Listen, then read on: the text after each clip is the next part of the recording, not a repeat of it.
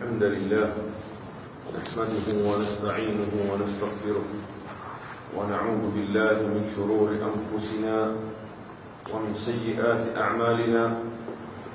من يهده الله فلا مضل له ومن يضلل فلا هادي له. وأشهد أن لا إله إلا الله وحده لا شريك له وأشهد أن محمدا عبده ورسوله. يا أيها الذين آمنوا اتقوا الله حق تقاته ولا تموتن إلا وأنتم مسلمون. يا أيها الناس اتقوا ربكم الذي خلقكم من نفس واحدة وخلق منها زوجها وبث منهما رجالا كثيرا ونساء واتقوا الله الذي تساءلون به والأرحام إن الله كان عليكم رقيبا. يا أيها الذين آمنوا اتقوا الله وقولوا قولا سديدا يصلح لكم أعمالكم ويغفر لكم ذنوبكم ومن يطع الله ورسوله فقد فاز فوزا عظيما.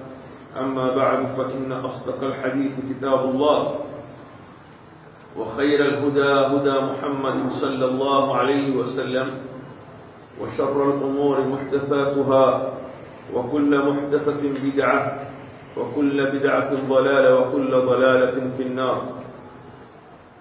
وقوله فمن يرد الله أن يهديه يشرح صدره للإسلام ومن يرد أن يضله يجعل صدره ضيقا حرجا كأنما يصعد في السماء. Hii ni aya ya mwisho ambayo Sheikhul Islam Ibn Taymiyyah rahimahullah katika kitabu chake hiki cha Al-Aqida Al-Wasitiyya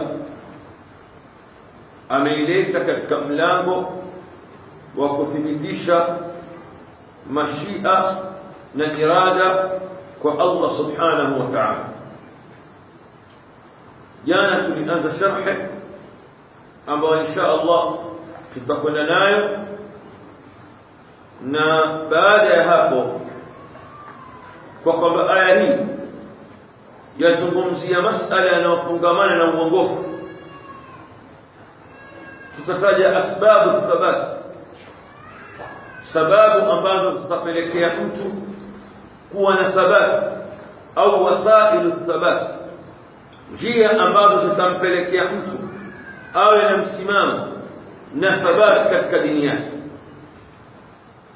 Tuingia katika sharh ambao jana tulianza الشرح. وقوله تعالى فمن يرد الله أن يهديه، yule ambaye Allah subhanahu wa ta'ala amtakaye kumuongoza, ay man shaa Allah, ampendaye Allah subhanahu wa ta'ala, ay yuwaffiqahu, kumwafikia na kumpa tawfiki yake na kumpa uongofu wake, yaj'al qalbahu qabilan lilkhair, humfanya moyo wake siku zote ni moyo ambao unaoelekea katika khair na hidayah ambayo Allah subhanahu wa ta'ala anayemuongoza amtakaye, na akawa yule mtu ambaye atakayepata uongofu sampuli hiyo ni mtu ambaye saa zote atakuwa yeye yuaelekea katika jambo la kheri, ni hidayah tawfiq. Nafikiri jana tulieleza kwamba hidayah iko sampuli mbili, hidayah irshad wal bayan na hidayah tawfiq. Hidayah tawfiq ni uongofu ambao Allah subhanahu, au ni sampuli ya uongofu ambao Allah subhanahu wa ta'ala pekee yake ndio anayeweza kazi hii. Hakuna malaika yeyote ambaye aweza akamuongoza mwanadamu wala mtume wala yeyote. Hidayah tawfiq ni ya Allah pekee yake.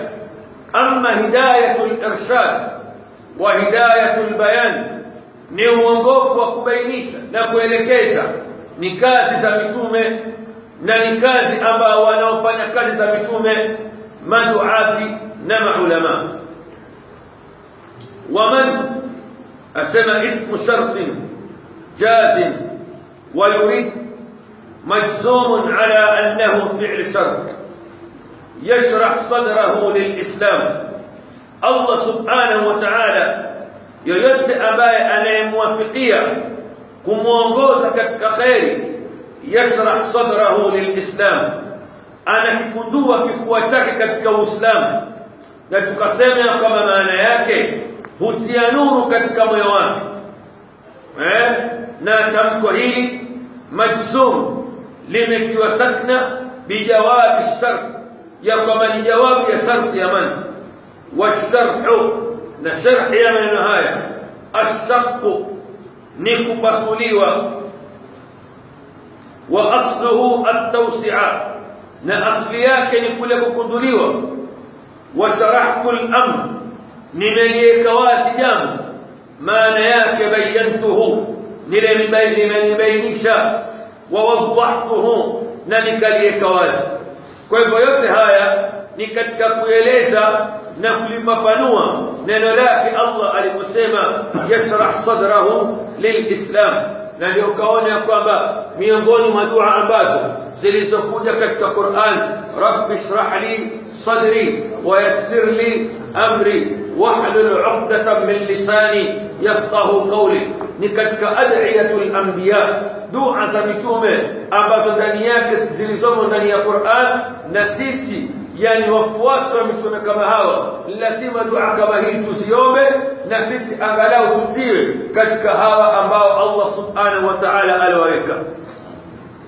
Wal maana, na maana ya neno hili la Allah, yuwassi'u Allah sadrahu lilhaq, Allah subhanahu wa ta'ala anakipundua kifua cha mtu kama huyo lilhaqi, kwa ajili ya kufuata haki, alladhi huwa alislam, ambao ndio Uislamu, hatta yakbalahu, ili apate kukubali Uislamu, bisadrin munsharih, kwa kifua cha ukundufu kabisa, kwa yeye mwenyewe kutaka.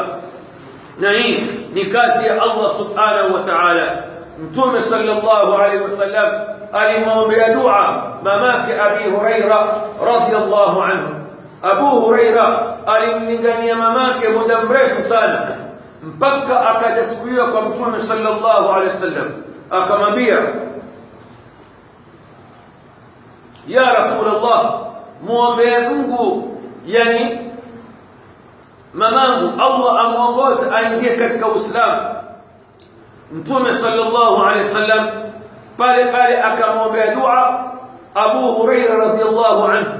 Akifika nyumbani aona mtu yuko chooni waoga, akibisha amlongoja, mamake amwambia ngoja, akitoka ashaoga, pale pale akitoka apiga shahada, ashhadu an la ilaha illa Allah wa anna Muhammadar Rasulullah. Wa man yurid an yudhillahu, na yule ambaye Allah subhanahu wa ta'ala atakayemhukumu kumpoteza. Wa man shaa subhanahu an yasrifahu, yule ambaye Allah subhanahu wa ta'ala atataka kwake yeye an yasrifahu, kumgeuza, an qabuli alhaq, yani kutaikubali haki. Yule ambaye Allah subhanahu wa ta'ala atataka kumgeuza asiwe ni mwenye kuikubali haki, yaj'al sadrahu dayiqa, hufanya au hukifanya kifua chake dayiqan, kikawa na dhiki, la yattasi'u, hakiwezi, hakina wasaa, liqabuli alhaqi, ya kuikubali haki. Yule ambaye Allah subhanahu wa ta'ala aliyemhukumu ya kwamba kupotea, na kama tulivyosema jana, ni kazi ya Allah subhanahu wa ta'ala. Katika waja wake kuna ambao aliwaumba ni wema, akawafanya ndio wema, ashajaalia, hiyo ni kazi yake. Na kuna wale ambao amewajaalia kama ni wenye kupotea, na akifanya vile afanya kwa uadilifu, wala hakufanya kwa dhulma. Yaj'al sadrahu dayiqan, hukifanya kifua chake kikawa na dhiki, la yattasi'u liqabuli alhaq, hakitoshelezeki yani kuikubali haki. hakiingii haki katika moyo wake, harajan ay shadid ad-dhiq, chenye dhiki kubwa kabisa, fala yabqa fihi manfadhun lilkhairi, haitakuwa ni wenye kubakia sehemu yoyote ya kheri ndani yake ambayo yaweza kuingia au nafasi au mwanya ya kuingia maneno ya haki na ila maneno mabaya. Na ndia hii au inapofika ya kwamba daraja kama hii, yani huwa ni daraja ambayo ni mbaya sana, na ndio mwanadamu ya kwamba siku zote anaambiwa kwamba amuombe hidayah Allah subhanahu wa ta'ala, na anapoambiwa maneno ya Allah au fungue moyo wake, maneno yale yaingie katika moyo wake, kwa sababu siku zote tusema si kila ambaye anayeambiwa maneno ya Allah subhanahu wa ta'ala maneno yale yamwathiri, mpaka wakati anapokuwa yeye asomewa maneno yale au aidhiwa au kuhadhar na moyo wake anaufungua kabisa. Na ndio Allah akasema inna fi dhalika la dhikra liman kana lahu qalbun au alqa as-sam'a wa huwa shahid, wa huwa ta'kidun, na tamko hili ni la kutia nguvu na kukokoteza, limaana dhayiqan, kwa maana ya maana dhayiqan, yani ile dhikri ambao atakawajisikia, kaannama yas'adu fi as-sama, kana kwamba yajaribu kupanda mbinguni. asluhu yatasa'adu, asli ya maneno haya au asli ya tamko hili yas'adu, yatasa'adu, yuwajikalifisha na yuwajilazimisha, kaannama takallafa ma la yutiq, kana kwamba yuwajikalifisha na kujilazimisha jambo ambalo asilolitaka asiloliweza, maratan ba'da marra, mara baada ya mara. Na tumseme ya kwamba jana moja katika maneno ya wanazuoni ambao walifasiri aya hii wakasema ya kwamba almuradu bil aya huna, kwanza kabisa ni al-iradatu al-kawniyya, والمراد بالهداية هداية التوفيق. akasema ya kwamba fatajiduhu munsharihu الصدر في شرائع الإسلام، يعني ya kwamba man yuridillahu an yahdiyahu yashrah sadrahu lilإسلام، tajiduhu utampata mtu kama huyu munsharihu الصدر في شرائع الإسلام، kifua chake yani kina ukundufu katika kukubali sheria za Kiislamu. يفعلها بفرح وسرور، يعني wakati anapofanya amri za Allah alizoamrishwa yuwazitekeleza bifarhin wa sururin, kwa furaha. فإذا عرفت من نفسك هذا فاعلم أن الله أراد بك خيرا، utakapojua katika nafsi yako hii ya kwamba unapolitekeleza jambo lolote ambalo katika mambo ya sheria za Allah na awamiri zake ukawazitekeleza kwa raha na moyo wako mkundufu na una himma, fa'lam anna Allah arada bika khaira, basi fahamu ya kwamba Allah subhanahu wa ta'ala amkutakia wewe khairi, amkutakia wewe khairi. أما من ضاق به ذرعا والعياذ بالله فإن هذا علامة على أن الله لم يرد له هداية ولا لانشراح صدره، يعني kwamba yule ambaye atakuwa yuwadhikika wakati anapofanya jambo ambalo jema, jambo ambalo la kheri, lakini yuwadhikika, waliyadhu billah, ni dalili ya kwamba Allah subhanahu wa ta'ala hakutakia wewe kheri wala uongofu. الشاهد من الآية، وشهيد أبو توقت كتك آيه، أن فيها إثبات الإرادة لله سبحانه وتعالى،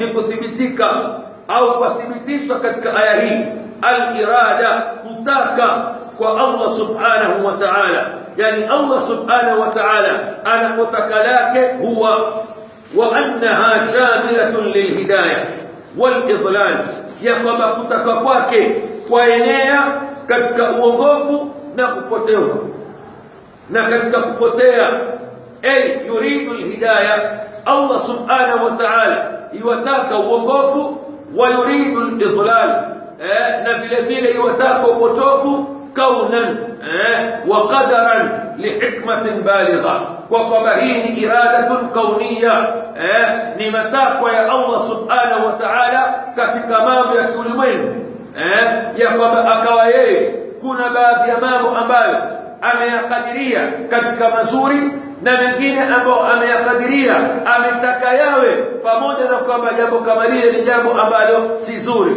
lakini Allah subhanahu wa ta'ala ndivyo alivyokadiria. فالإرادة الربانية matakwa ya Allah subhanahu wa ta'ala nauani, yapo sampuli mbili kama tulivyosema mwanzo katika utangulizi wa darasa yetu. النوع الأول sampuli ya kwanza iradatun kauniyatun qadariyya, matakwa ya kiulimwengu ambayo Allah subhanahu wa ta'ala alokadiria kwamba yawe. وهذه مرادفة للمشيئة، tamko hili linakuwa sawa na tamko la mashia, yani kutaka kwa Allah na kupenda.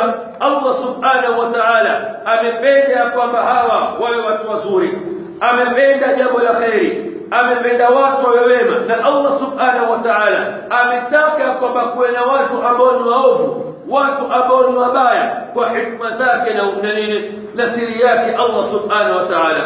قوله تعالى الله سبحانه وتعالى سمى وإذا أردنا أن نهلك قرية أمرنا مترفيها ففسقوا فيها.